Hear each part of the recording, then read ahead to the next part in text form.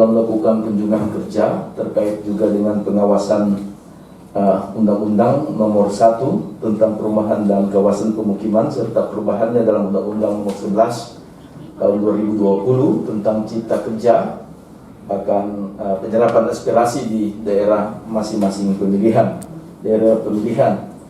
Sehingga dari hasil itu Pak Menteri, kami mengharapkan Komisi 2 secara kelembagaan dan sebagai anggota, kiranya pemerintah pusat melakukan harmonisasi regulasi tentang perumahan dan kawasan pemukiman di tingkat pusat hingga di daerah.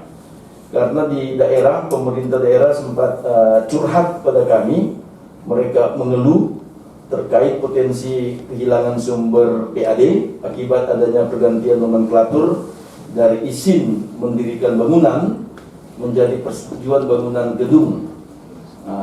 Kendala di pemerintah daerah, bahkan belum sempat membuat perda tentang ini, sehingga bolehkah Kementerian PUPR dapat memberikan solusi terkait hal ini agar daerah tidak dirugikan dengan adanya perubahan regulasi di tingkat pusat.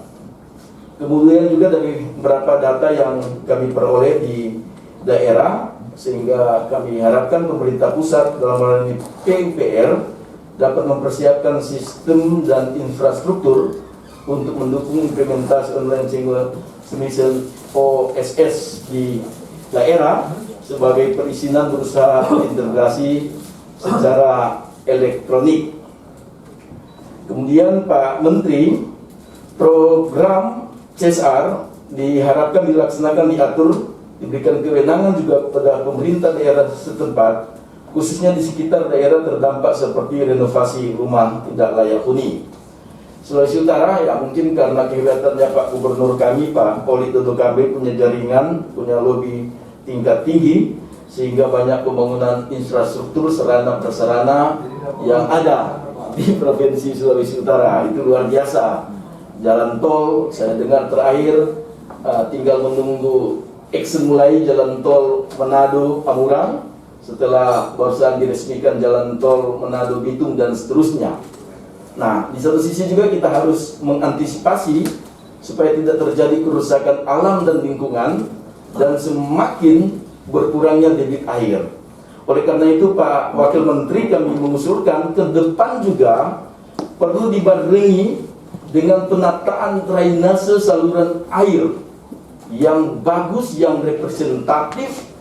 Karena apa gunanya membuat jalan yang luar biasa biayanya, tapi tidak disertai dengan drainase saluran yang air, tidak akan menunggu lama. Jalan itu akan rusak dan pasti juga akan membiayai lagi keuangan daerah dan keuangan negara.